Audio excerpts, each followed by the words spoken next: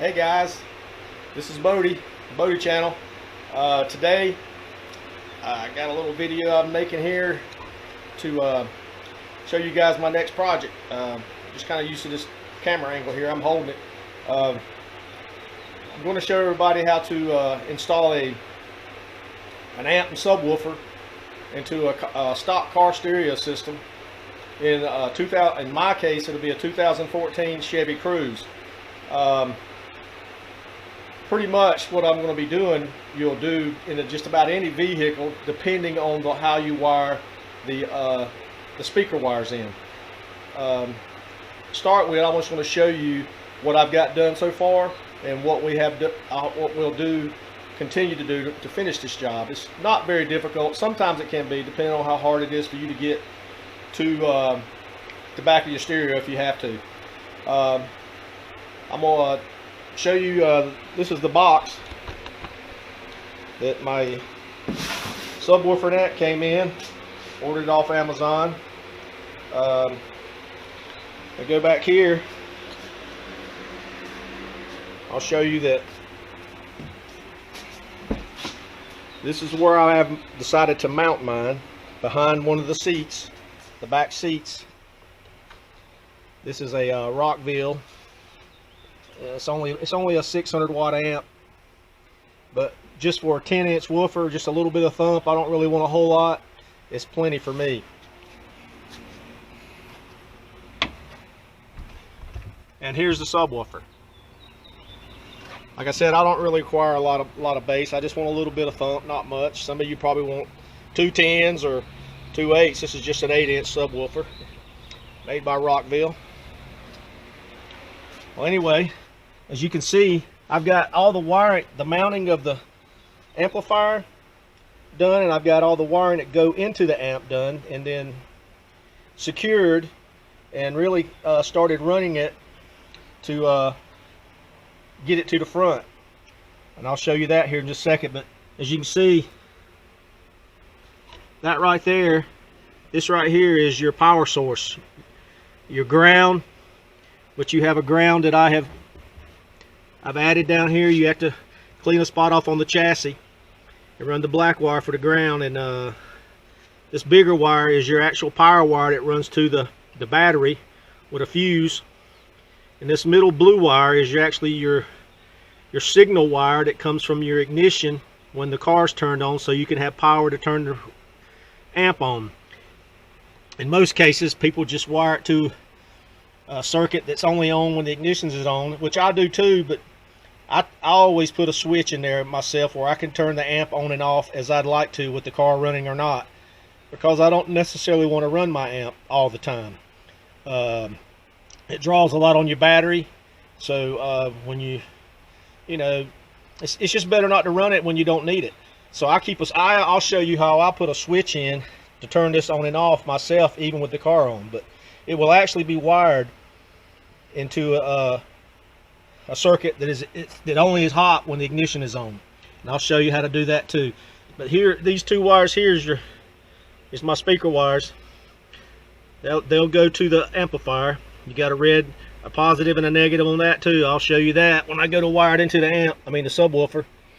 And then over here is what you're gonna get your signal from the stereo to on your RCAs. That's what that is. And then this other black cable here, looks like a phone cable, that's actually goes to your adjustment for your bass that you'll mount up in the front of the car, where you can adjust it from the driver's seat, instead of like the old days having to reach back and mess with your amp. But as you can see, I've got it pretty much wired in. And the way you want to do this, you want to run the power around on the side that the battery's on, and tuck it into the trim, and then the signal wires you'll run to the right side of the car. As you can see right now, I've just gotten this far with tucking them. I've got them behind the seat, under the seat here, and I'm gonna start tucking them under this trim here. But before I do that, I'll show you kind of what's left to do. Before I get started here, Of course, you always want to disconnect your negative cable on your battery when working on anything electrical. Where you're going to be bringing the power to is to this terminal right here. It's going to be right under here. We're going to tie it in right here. And this is your ground, but we won't bring the ground all the way back here. I'm going to show you what I've got done so far as wiring up the power in the ignition source. Alright, on mine I'm going to put a switch. You don't have to do this, but I always like to have a switch where I can turn the amp on and off as I'm driving if I need to. Alright, as you can see under here, I don't know if you can see it, but that's where I ran the wire through the firewall for the power. Most places have a little place where you can drill a hole to it and put a grommet in and run the power through it, and then you can put loom on it, whatever you want. But that is the power wire going to the battery. And this right here is where I'm going to tap in for the ignition source. Power when the ignition's on. Well, I guess you can see that, but I'm using one of these, what they call an add-on, circuit add-on. It's this thing right here where you can plug into an existing fuse, put the fuse that goes in there in this, and then there's another fuse you can put in for another circuit for the switch for the amp. And so that's, I'm going into what they what is considered the auxiliary outlet circuit. So it's 12 volt auxiliary outlet circuit. Now let's look under the battery. Okay, here's my switch. Basically, I got this lead goes to the amp. This lead comes from the, get it on the picture. This lead goes to the amp. This lead goes to the power source, and that's the ground for the switch, so the light will light up. We can see this. Now, as you can see, that right there is the fuse for the power. I got the power wire going to this fusible link that comes with the amp, and then you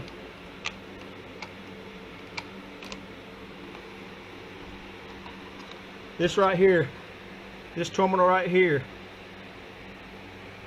is the one that I'll actually hook the power to once I get ready for it. This is actually the wire for it. Once I'm ready to add power to it, I'm not working on anything electrical right now that's got power to it, so I don't have the battery disconnected. But once I go to hook this up, I'll disconnect the battery first, but it'll go right here. Or you could put it right here past this fuse, either right here or right here. Since this one's open, I'm going to use it, but I'm not going to hook it up right now.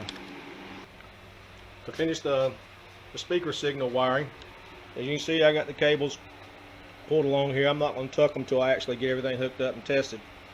But we'll get inside the car here. As you can see, I've got several pieces pulled out that you have to take out in sequence. You can see it with plenty of light. I'll show you when I go to put it back in, the sequence to put it back in. But for now, I'll show you what I've done here. I went online and got a wiring schematic to let me know what speaker wires are what, rear, left, positive, negative. And actually, it's helpful for you to do a diagram of what you're going to do before you even start. And I had all this done except for the color of the wires on the back of the speaker, on the back of the stereo, I mean, that I was going to use. So as you can see right here, that's the head unit, and this is the left rear positive and negative, right rear positive and negative that I'm using. That's the color of the wires there. The green and the black, and the white and the blue and the black will go to this line out converter, this part here, where you can hook your RCAs on one side, and this taps into your speakers on the other. It's called a line out converter. This is made by Kicker. Only one wire left. It's a ground. I'm not sure if I need to hook it up yet. I'll test it. If I got a lot of background noise, I'll ground it somewhere. But for right now, I'll just leave it loose. But yeah, it helps you to draw you a wire diagram for all the components that you're using. In mine, I've got components that some of you might not use, like for one, this remote base that goes to the amp, and also this switch that I can turn the amp on and off without turning the ignition off. Not everybody does that. I do, because I don't always want to run my amp. But as you can see right now, I'm in the process of,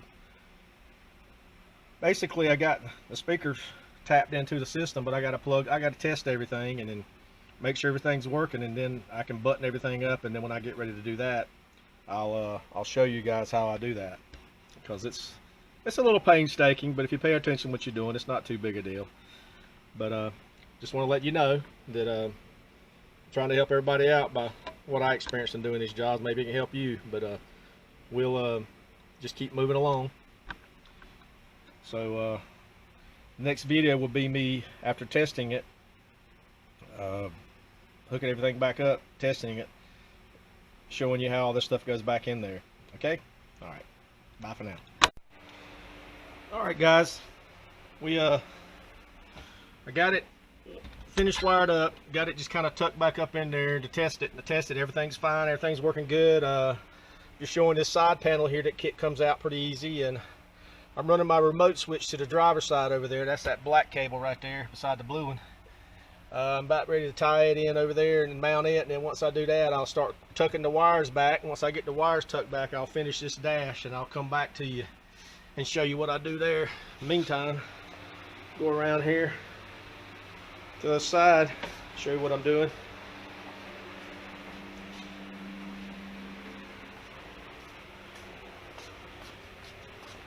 Got me something to put my knees on down there, so it won't be so hard on me. Let's see if you can see this. I have to get my light back around here. Right there's my remote. I think I'm gonna mount it somewhere right there. Let's see if I can give you a better look at it. I'm not real good at this camera and stuff. There it is. I'm gonna mount it right there, just to the right, to my leg, my knee, to the right hand side of the steering wheel. That way I can adjust the bases as I need to. But I'll show you that later when I get it actually adjusted and put in place, everything buttoned back together.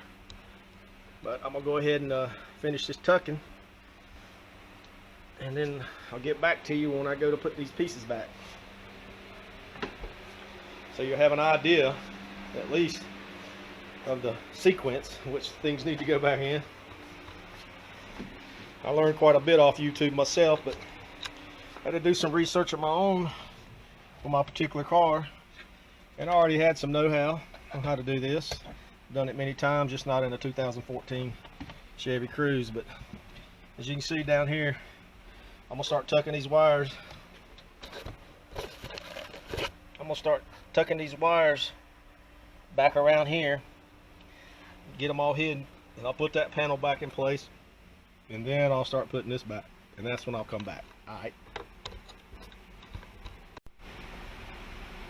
Alright, we're ready to start putting this stuff back in. The first thing I'm gonna pop in is this screen back in. It has 2 screws, and it's got some clips up here at the top you got to put in place. I don't know if I could do this and hold this too. Let's see, there we go. The screws will go right there, and then we'll grab these, put them in.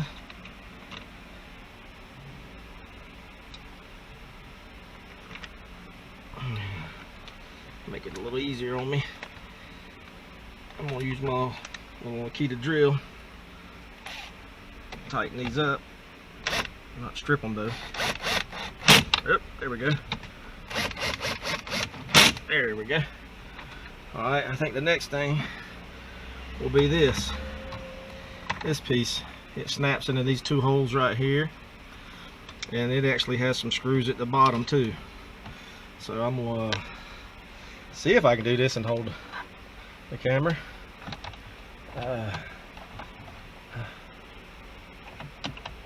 It's hot today in this garage. Is that it? It looks like it could be it right there. Some screws. if I'm doing this in the right order. Actually, I got to put some screws in first. I'm gonna stop for a minute and I'll come back. Okay, bye. Okay, we've gotten this far. We basically put this piece in, then this piece, then this piece, and you got screws here, here, here, here, down here. You can see where my finger is, and then down here. And you have to take this little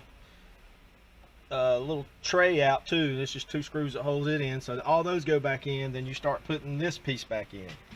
Once you get this piece back in, we'll put the vents back in, which will be these. They just pop back in, these little slots right there, as you can see, right there, and down here. Oh, right there they are, them little holes. This will go in after I'll put this trim piece in, or you could do it either way. I don't think they fit over top each other, so it doesn't matter which one you put back, just put them back. All right, once I get it done, I'll come back. Look at there. Got it all back in. Nice and neat, no damage. It's a lot easier than I thought it was going to be. I actually went and bought some special tools to do this with, and I probably could have just done it with a flathead screwdriver. But it always helps to have the right tools. Having these things, you know, a bunch of these little plastic body tools when you're doing this kind of work helps, but you know, it's not absolutely necessary. You just have to be careful when you finagle popping it out. You know, you don't want to damage anything or scar anything if you can help it. But okay, we got it in, and I got the stereo dialed into some music, and well, let's just see if you can tell the difference. It's a little bit of a thump. It's not a lot. It's not all. I got to do some adjusting on the amp, but make sure all my switches are in the right place. But my gain up here is what allows me to turn it up and down. But I'll turn it up, see if you can tell the difference.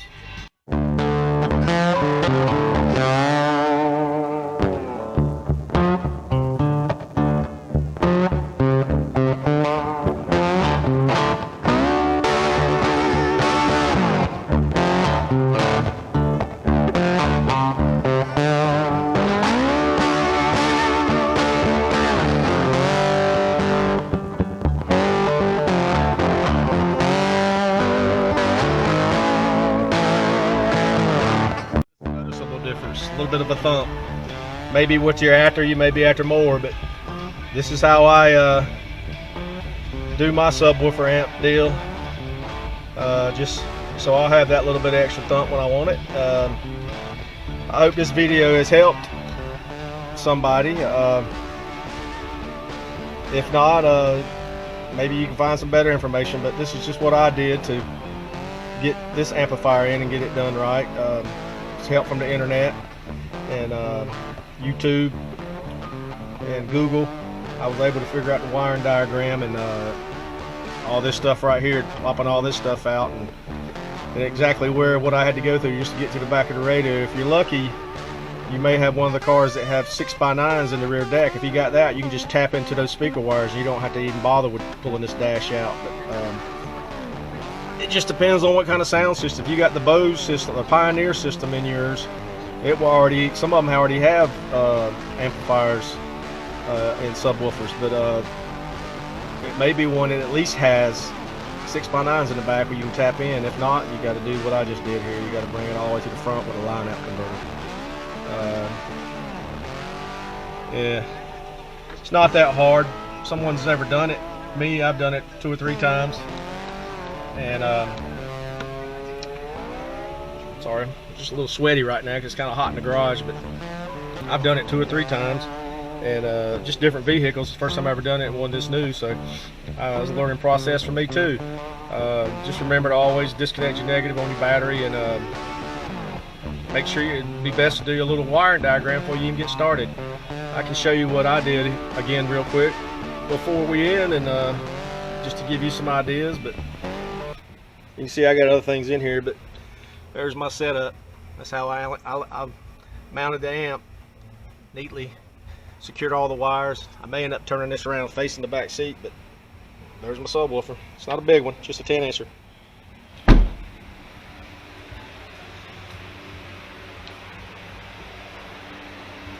Well, see, I got my ground back on, and there's my power, so I can close this stuff up. There we go, drop that. There. I want to say this broke. I think it did. I'll have to put some tape or something on that. Little tabs. Fix that. But over here is there's the manual, but here was my diagram.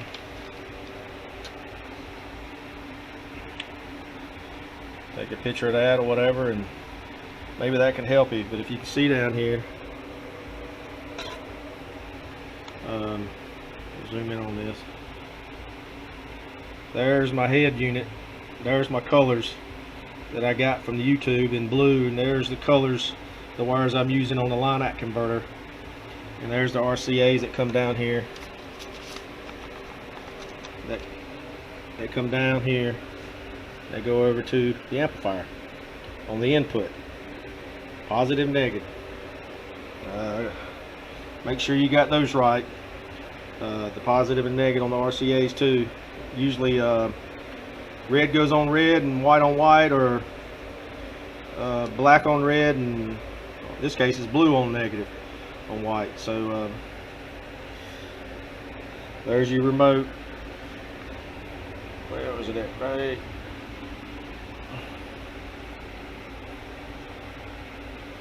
Right there. That's your remote switch for adjusting the subwoofer. There's the fuse block going over to the switch that I put in. I added, cutting the amp on, power wire and everything, going up to the battery with the fuse there.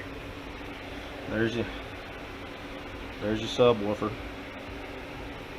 tied into the amplifier, power side, RCA side, remote side.